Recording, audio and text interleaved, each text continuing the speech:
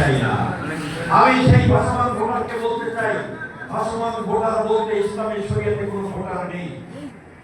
আপনাকে আপনার ইমাম নিয়োগ করতে হবে, আপনার নেতা বানাতে হবে। সেই নেতৃত্ব বানাবার জন্য সমাজ থেকে যোগ্য, দক্ষ, স্বচ্ছ, নৈতিকতার মানে উন্নীত ব্যক্তিকে আপনাকে অবশ্যই প্রমাণ নিয়ে আপনাকে যাচাই করে নিতে হবে।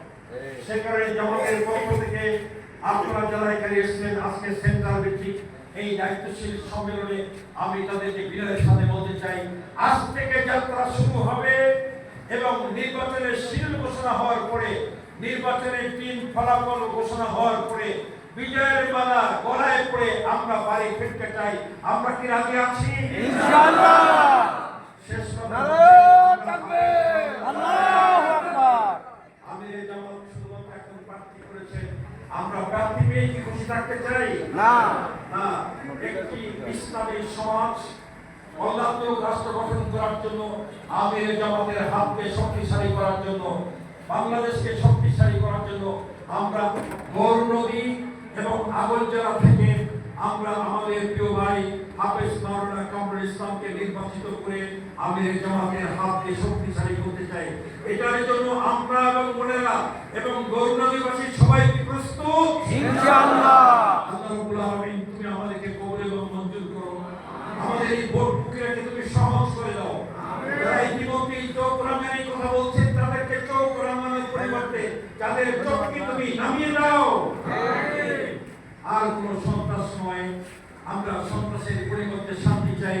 শান্তিতে আগামী নির্বাচন করার জন্য আমাদের বক্তব্য হচ্ছে নির্বাচনের মাঠকে সমতল করুন, সবাই যেন আমরা নির্বাচনে অংশগ্রহণ করতে পারি।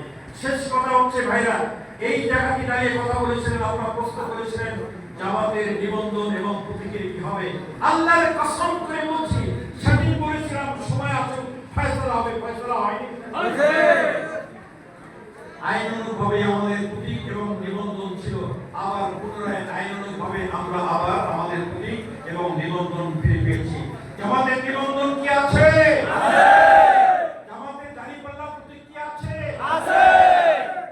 যদি পিয়ার পদ্ধতিতে নির্বাচন হয় তাহলে ব্যক্তির চেয়ে প্রতীকের এবং দলের গুরুত্ব বেড়ে যাবে, জানেন, বুঝেন? সেজন্য তিনটি জিনিস মনে রাখবেন। এক হচ্ছে দলের নাম বাংলাদেশ জামাত ইসলামী, 2 নম্বর হচ্ছে প্রার্থীর নাম হাফেজ মাওলানা কামরুল ইসলাম, আর 3 নম্বরে আমাদের প্রতীক হচ্ছে দাঁড়িপাল্লা। কারণ তখন কোনো ব্যক্তির পয়সা থাকবে না, থাকবে দলের প্রতীক, সকলকে দলের প্রতীকে ভোট দিতে হবে। আমরা চাই হচ্ছে আমাদের বোনেরা যারা আছেন, যারা স্বশিক্ষিত ভাইরা আছেন, তিনটি জিনিস খেয়াল করুন। দলের নাম বাংলাদেশ জামাত ইসলামী, প্রতীকের নাম দাঁড়িপাল্লা, আর প্রার্থীর নাম হচ্ছে হাফেজ মাওলানা কামরুল ইসলাম। আল্লাহ রাব্বুল আলামিন আমাদেরকে কবুল করুন, সকলকে তৌফিক দান করুন, সকলকে ধন্যবাদ জানিয়ে আমার বক্তব্য শেষ করছি। ওয়াকিরে দাওয়ানা আলহামদুলিল্লাহি রাব্বিল আলামিন, ওয়া মা তাওফিক ইল্লা বিল্লাহ। আসসালামু আলাইকুম ওয়া রাহমাতুল্লাহি ওয়া বারাকাতুহু।